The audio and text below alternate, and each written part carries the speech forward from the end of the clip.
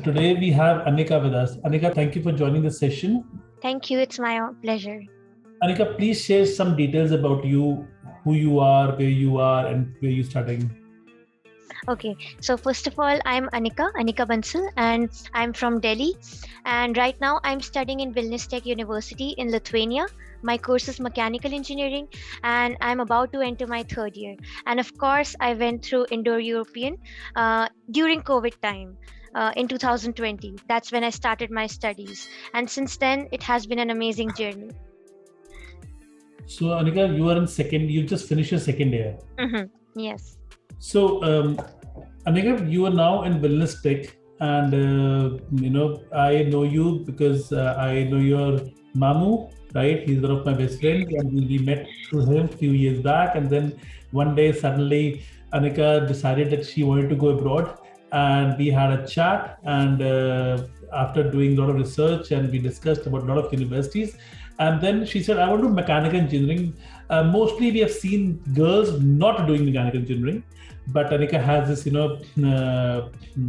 that she wanted to do mechanical engineering. So I suggested her to study in Vilnius Technical University and for a mechanical degree program. And now she is completing her second year. So basically, if students who are watching this video, please understand that I don't only recommend to my students, but also my family and friends who want to study in Europe at Indian cost or a good quality education. I recommend them Baltic countries like Lithuania, Latvia, and Estonia. And here is the live example we have now.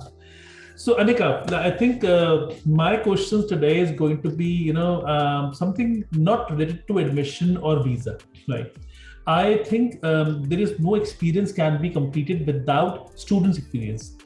Now, your father has business in US. He is also having a, temporary resident card from Slovakia, right? You have traveled the world already before going to Lithuania.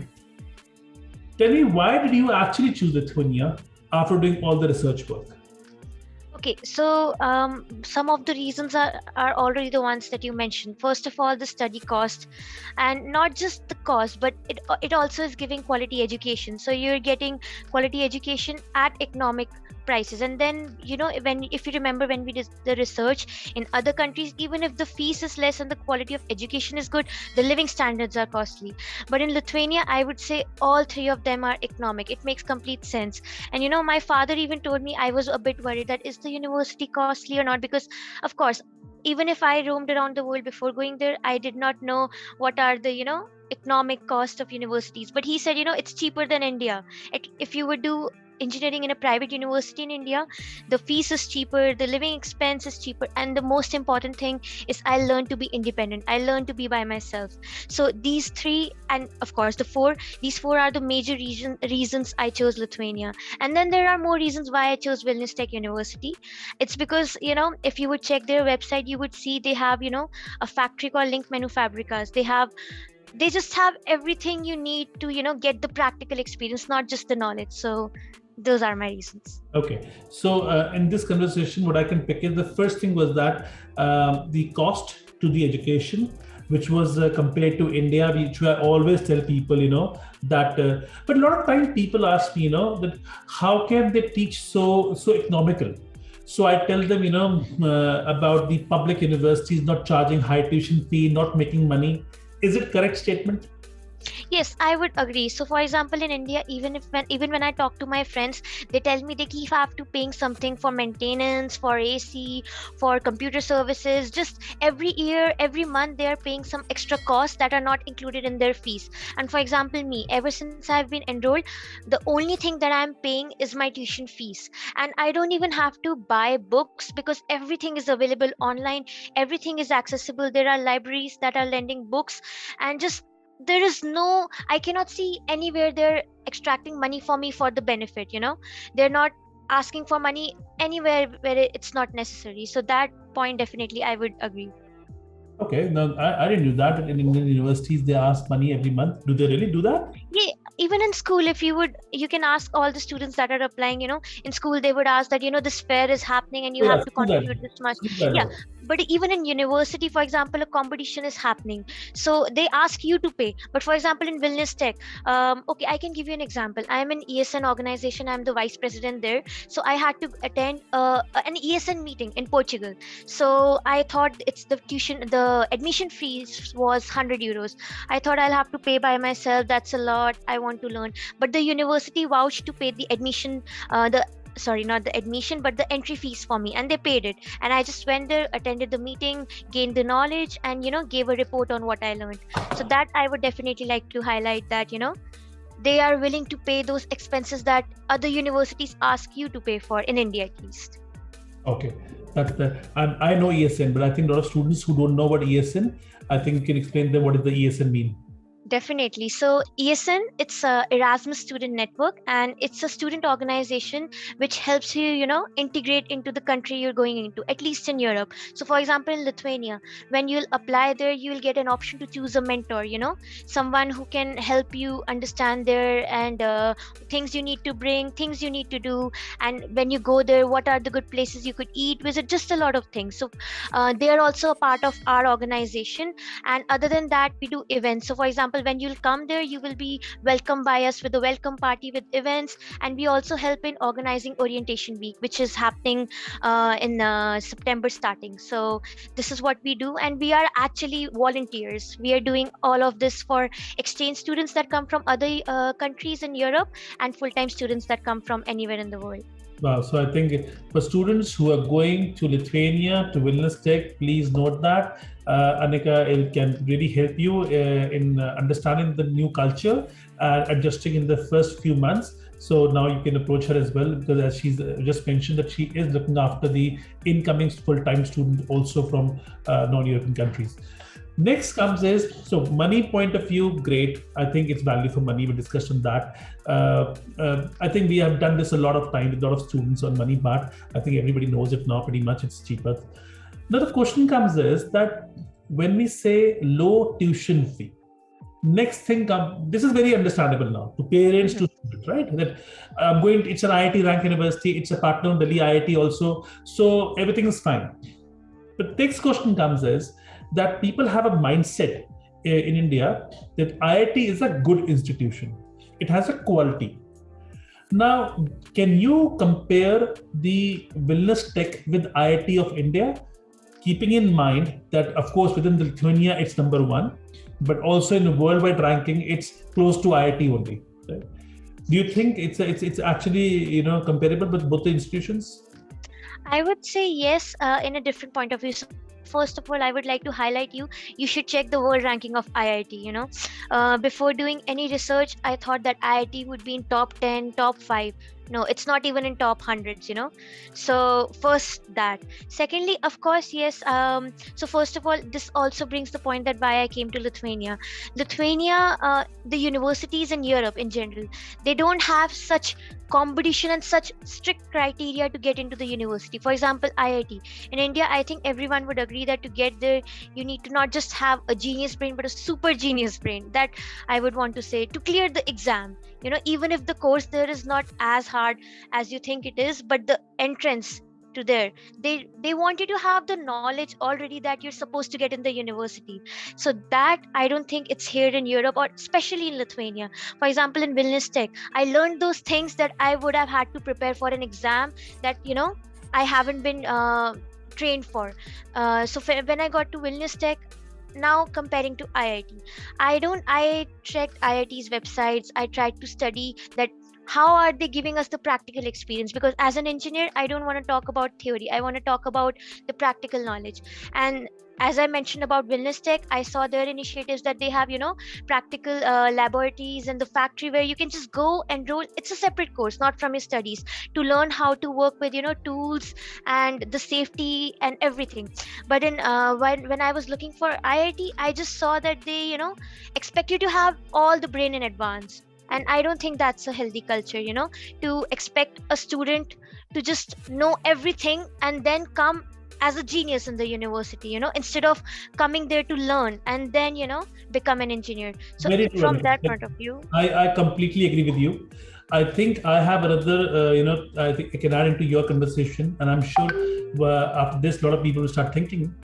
So when we talk about IIT, yes, IIT is one of the most prestigious and a top-ranked institution in this country. There's no doubt about that, right? Now, we have very limited IITs and we have very limited seats. So if demand and supply doesn't meet, what happens? The demand is very high, supply is not there, so price will go up. Similarly, when the demand of the IITs is very high, but there are not many seats, they have to create an over-extensive entrance examination. They have to train, they have to have you do at least 2 examinations, right? You have to pass IIT by 2 levels. Now, why? Because the number of seats are limited, right? So not everybody get it. So even if you have 95% marks or 98% marks in your class 12, you cannot get into IIT. A lot of students don't get into IIT. You give a very good reason that you cannot have all the genius brain outside the university and only they go into the IIT, which is true. So you're actually filtering the cream of India through this entrance examination, the top cream, the top notch, with probably top not even 1%, because the number of students who apply for IIT and the number of student seats in IIT, I don't have that data right now, but I think it's not even 1%, right? So, and plus, Bhaiya, if you remember the points about the general category, so this general students, they are just in a lot of trouble in my opinion. Completely. So I think you really made a very good point that you go to university to learn, to become a genius. You don't hire just a genius, and make him a super genius, right? Which is true also, because people who are scoring 95% marks or 98% marks in the class 12, they are good to me in education. And to be honest, those students who have above than 80% marks, or maybe above 90% marks, they can have 100% scholarship in Vilnius Tech and other universities in Europe. People don't know about these things, right? Their race is towards only IIT.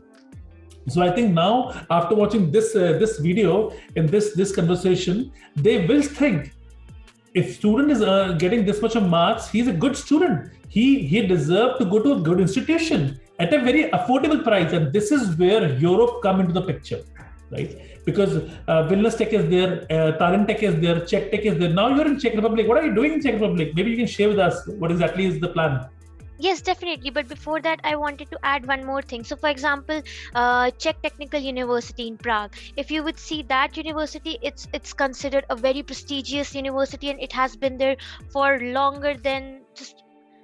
I cannot even mention the time. It has been there way longer than any other university in whole Europe.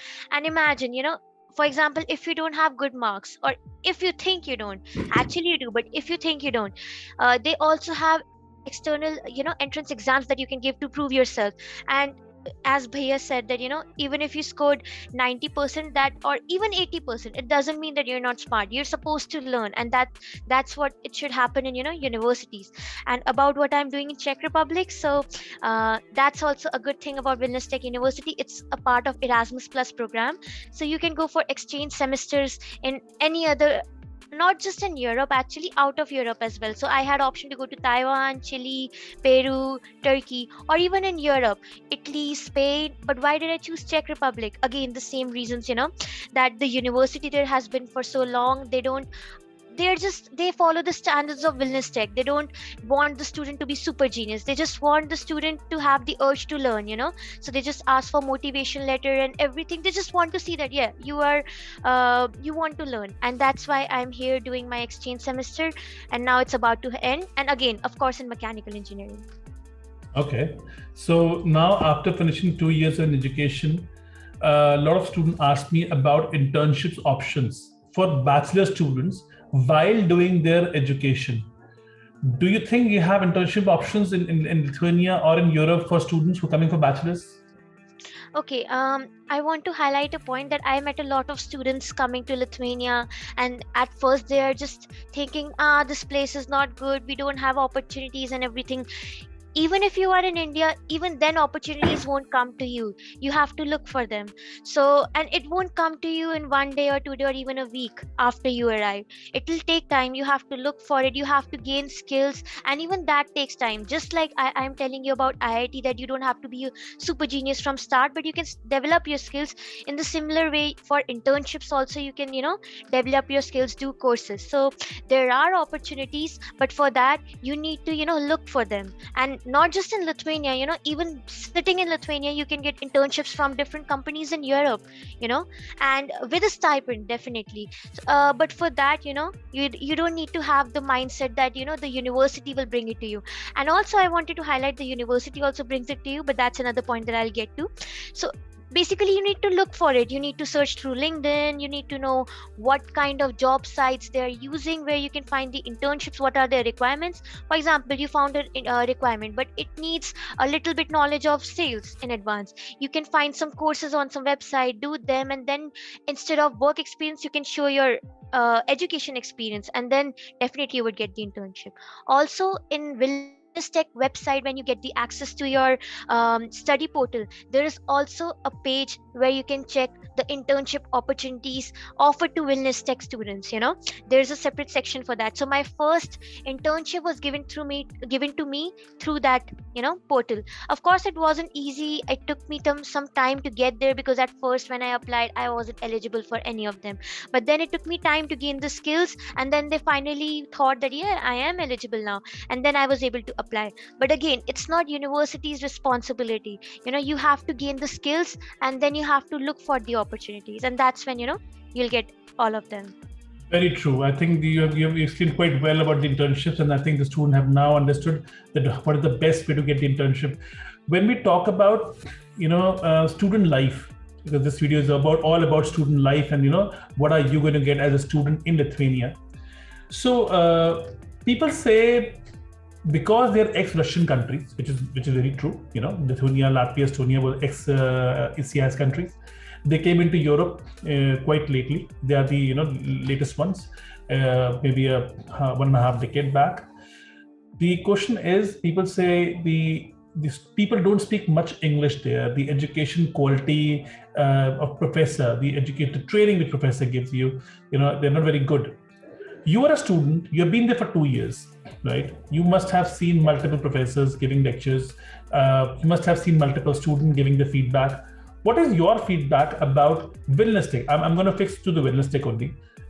How is the quality of the education in terms of international students? Because if I go to UK, of course, I'd expect a lot of English teaching courses are there, But because you are going to a university which is in Lithuania, where the local language is Lithuanian, but you're going on an English taught program, how good is the teaching quality? Yeah, so about that question, first of all, let's get to the culture first. That yes, it is true that it's one of the newest countries, and they don't speak much English, but it's the different crowd. It's the for example, the elders, the people who are above 30, mostly they are the people that don't speak English. But in Lithuania, specifically Vilnius, it's such an international city that every student and every youngster in Lithuania is taught English so well. For example, my friend, she's Lithuanian, and she speaks English in a way that just it doesn't sound like she's Lithuanian. I didn't even know she's Lithuanian. So Lithuanian students especially, they are taught English from the start, just like us. So the things that you've heard about Lithuania, if you did that, they don't speak much English, it's about the different crowd that you don't have to deal with.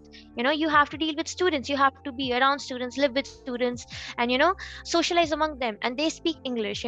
So for example, even if you go to a restaurant, and if you find some waiters there, maybe they're students, and even they speak English, and even if they're not, they're youngsters, they speak English. So that's not a problem. Also in the university, I would want to say that they have taken initiative. It took time for them. I saw the process happening, but yes, they all speak English, and sometimes yes, they struggle, but they speak enough English for them to teach you well. And the main thing I want to highlight is their knowledge.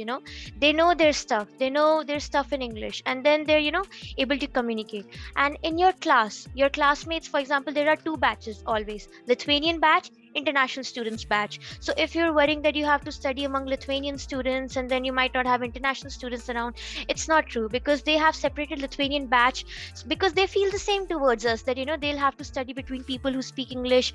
It will take time for them as well, so they have separated them. Now you'll be studying with international people from all over the world, so you won't have to face that problem, definitely. And again, at the cost of Indian tuition fee. So not to Yes, of course. Yeah. And Bhaiya, whenever I hear in India that someone mentions that the tuition fee is less, always the doubt comes on the quality of education. But I can assure the quality of education is good. And again, I wanted to mention one point to you as well, that I've seen students who come there in the first month, they're miserable. They just think that no, this is not a good country, but it's because they haven't gone out much. So whenever I meet them, I tell them to go out. I tell them to be active in ESN, because yes, ESN has international students only. We support Lithuanian, but the part of our organization are mostly international students or students who speak English. That's a necessity for us, including me. So we are there to help you. There are so many things that can help you integrate into society with English. You need to take time to find out those things before giving a decision that you're in a country where you're not able to fit. It takes time. I think you're absolutely right. Specifically, students coming from down South India, when they haven't gone abroad, that's a very big thing. They haven't gone to Delhi in their life, right? There are a lot of students from South India, who actually decide to go and study the education overseas at the bachelor level. And I'm appreciating the parents who actually, because I've seen the number of bachelor students going from South India is higher than North India. And they're going majorly to European countries. Why? Because they understand the quality of education is very good there. The only place where South Indian students have certain challenges that about the integration. They don't go out. You're right. They don't go out. They don't mix up with the locals. They don't mix up with the international students. So I think Indian students have to understand, if you have to stand out in the market, you have to actually do things differently. You don't have to do things the way we do in India, right? A lot of people, I see they stay like Chinese. They stay in Chinese groups. They don't move here and there, right? Because exactly my point. Indians, for example, it's not wrong to, when you go outside, you stay around with Indian friends, but that's not what I call, going out and socializing. If you just socialize with the people you lived with in the country, or even if you didn't, but they speak your language, you'll never be able to learn a new language or integrate into a new society. You have to accept that now that you're out of India, you have to adapt. It's a survival instinct. You have to adapt wherever you are. Very true. And before we were discussing to have a session, you were telling me that you got a job while studying in Lithuania as a work from home job from a company which actually based in UK. So without going to UK, you cracked the interview online. Now you're working from home. You're going to start working from home. And so let's suppose, because you got a job in recruitment, right? You're going to be helping people to recruit global level. And funny thing that the company I'm working in is aviation-based company. So I'm also recruiting engineers. Okay, so now you are in Prague, but before we were discussing on this recording, you were discussing that you actually have got a job also, right? While being a student in Lithuania, and you got this job offer from a UK company, and this was all online. So you have work from home option, and you were interviewed online. So is it only you who got this offer, or a lot of students get these kind of offers from any company in Europe and work from home options? I would want to say many students can.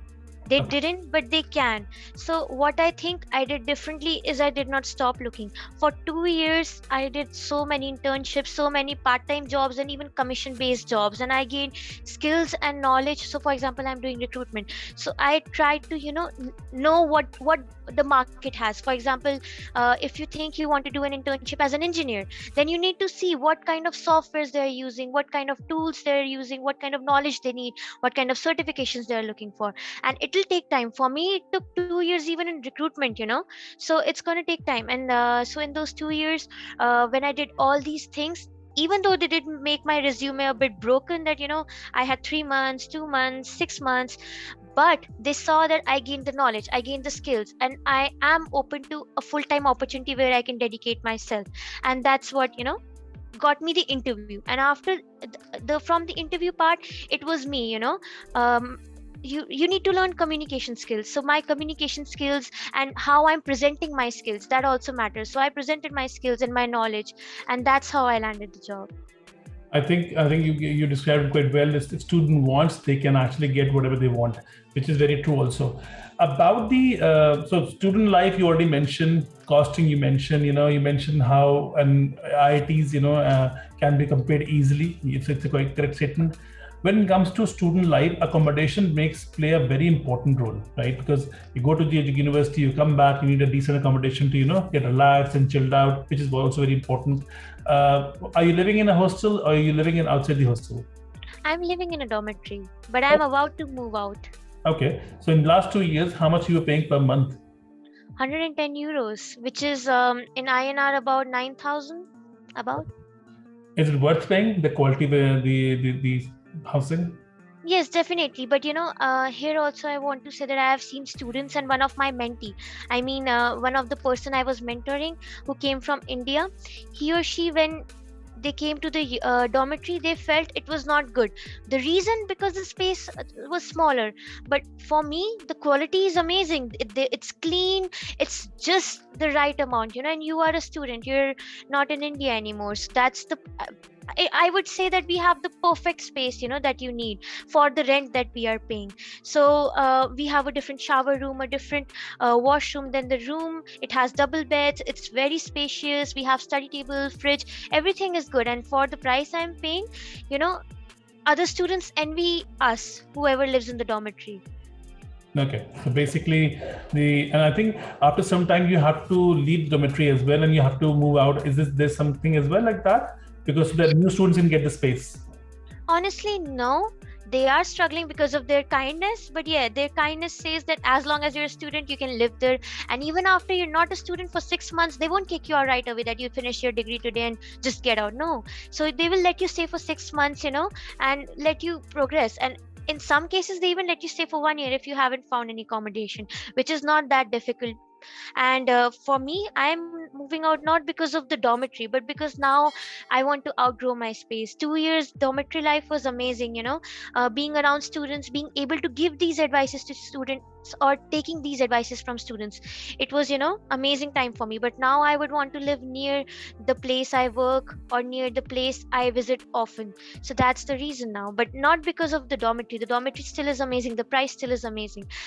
Other than that, even in Vilnius, all the living accommodation, all the places, they're very economical. Even the apartments, at a point you can even find places that are almost equivalent to a dormitory price. Because for example, if you find a shared apartment, the total rent is 300 euros. You're paying 150 per person if it's a 2-person apartment. So there's a lot of options for accommodation, and preferably you should go to the dormitory, because the dormitory has a big kitchen. Even if it's shared, it's big that it can accommodate many students. It has oven. It has a lot of facilities that you won't get in a private apartment.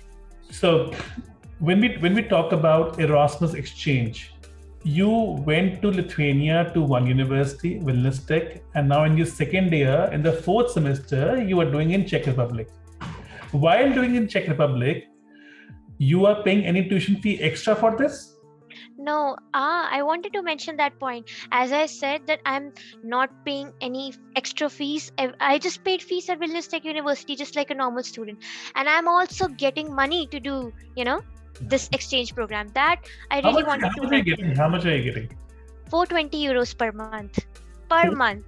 And I think 420 euros is good enough to live in Prague easily. Exactly. Even though I'm not in Prague, but in Prague, for example, my friends live there, and they're saying that they're living in shared apartments and they're paying less. They are able to cover their rent and their utilities and almost their living expenses in that. Plus, what they're not able to cover is just their leisure, which is of course not supposed to be covered by the scholarship. So this is very important, that if you want to go to Europe, you have multiple reasons, but one of the reasons is that you can go for Erasmus exchange program. Very soon I am going to make a video on Erasmus exchange, what it is Erasmus exchange and how you can actually go for Erasmus on my channel. But yes, Anika have just mentioned that she is on an Erasmus exchange and she doesn't pay any extra fee to the Brno Technical University. She's studying in Brno Tech, and also she's getting the money for living expenses. When you move down to Czech Republic from Lithuania, which is very nearby, did they also cover your travel cost? Honestly, that no, because it's very cheap. For example, I want to specify the specific airlines, Ryanair Airlines. So, for example, my flight from Vilnius to Vienna, basically Lithuania to Austria, it's about 700 rupees, And I'm not kidding. If you want, you can go check on their website. Austria, or is it to? No. Okay, so where I'm living is in Czech Republic, but Czech Republic borders with Austria. So my city is closer to Vienna than to Prague. So that's why I land in Vienna. And why I mentioned Vienna specifically from Lithuania is because Vienna is very connected. Anywhere you want to travel in Europe, you can just go from Vienna. There are direct trains to even Switzerland, Slovakia, Slovenia, Budapest, or Germany. There are direct trains that go to Prague. So I always prefer landing in Vienna. And it's 1 hour away from Brno and 4 hours away from Prague. So they didn't cover that. Yeah, and they didn't cover that because it's almost negligible, and plus Delhi, Amritsar Shatabdi is more expensive than this. Yes, and one more thing I want to mention, here recently we were planning to go to Italy from Vienna, of course, taking flight from Vienna, and we got ticket for 700 rupees to Milan. Wow. Even though Milan is very costly, but just going there, it's so cheap. So, and that is the reason I think I wouldn't have even asked for covering my travel cost, because I want to highlight that in Erasmus exchange program, ESN, the student organization, we are offering ESN cards. So when you have that card, you get discount from Ryanair. And what discount I got? I got free luggage of 20 kg, and I got 10%, not 10, 15% discount on my flight. And you can do that 4 times one-way flight or 2 round trips. So I didn't have to pay much. So basically, if you live in Europe, you can enjoy the traveling, you do socializing, you can actually... It's very student friendly. I would want to say that everywhere there is student discount. Even here, for example, in Lithuania, I want to highlight one point. So if you want to have public transport, the ticket is just, if I talk in INR, after student discount, it's about 400 rupees. Yeah, not even 400. Yeah, actually, okay, you can say 400. And when I came to Czech Republic, even here, there's a student discount. Even if I'm not a full-time student here, there's a student discount. I went to Berlin to travel around. I was buying the train ticket. They showed me the option for student discount. Even if I'm not a student in Germany, I'm not doing my Erasmus or anything in Germany, I don't have anything to do with it, but there's a student discount. For example, here in Subway, I hope everyone knows Subway. I wanted to buy a sandwich there, and they have a student offer, a different student menu. And for that, I don't have to be enrolled here. I'm just a student in Europe, and that's enough for them. So if you are a student in Europe, you have the privileges that grown-ups crave for, I know. A lot of people say that, while studying, they can have so many options. So Anika, thank you so much. And one more thing before we just close this session. You were planning, I would say not you actually, your parents were planning to send you to US. Right? There was also this was also on the table. And then when I mentioned this Lithuania, and your mom said, it's so cheap, the tuition fee is so low. Are you sure this is going to be right destination? I said, trust me on this one. I can bang on. It's my personal experience. And then they did it actually. So would you think going to US would have given you, of course, the money is way different because your total 4 years tuition fee, probably the living also, if I put it together, that will be a 1 year US tuition fee. Exactly. Right? So 4 years of tuition fee and 4 years of living in Lithuania is equals to 1 year of tuition fee in US, right? Yeah, in a good university, definitely. In a good university, of course. Even if you go to average university, it's pretty much the same only, Yeah. You have to pay 15 to 18 lakh rupees. Uh-huh. At any given point, do you regret not going? Not at all. I mean, I now even think, why did I think of US? But no, it's not because that US is a bad place to go. But for example, if you've heard the universities here, I haven't. Okay, this point I wanted to mention. In India, there's a lot of bullying, ragging. I have never even seen or experienced any kind of behavior like that with me or with any student around me in Europe and in Lithuania specifically. And people just mind their own business. And I've heard my cousins live there and they study there and they experience that a lot, if not ragging, but kind of bullying, giving the looks, and just bad behavior. And there are a lot of things, the fees, as Bhaiya mentioned, safety and the living expense, and just a lot of things that are not worth. And here when I came to Lithuania, it's much safer. People are nice to me, and even if they are not, they don't even have to be there, minding their own business, not even. And it's very safe. That also I would like to mention. Lithuania, it's very safe. Even if you go out at night at 12 a.m. or 1 a.m, you'll always find students around. And I would like to highlight Spanish students. They're very loud and they're always around, so you wouldn't even have to worry about your safety in Lithuania. It's one of the most safest countries. Great. Anika, thank you so much for sharing this experience. I think, as I always say, no experience can be completed without students' experience. So this, this piece of message is very important for everyone who's planning to study in not only Lithuania, but also Latvia, Estonia, all the Baltic countries. Exactly. Because more or less they are same, and they go hand in hand. Thank you so much, and I wish you all the best for your new job that you're going to join very soon, and looking forward to see you in Lithuania in October. Press the bell icon on the YouTube app and never miss another update.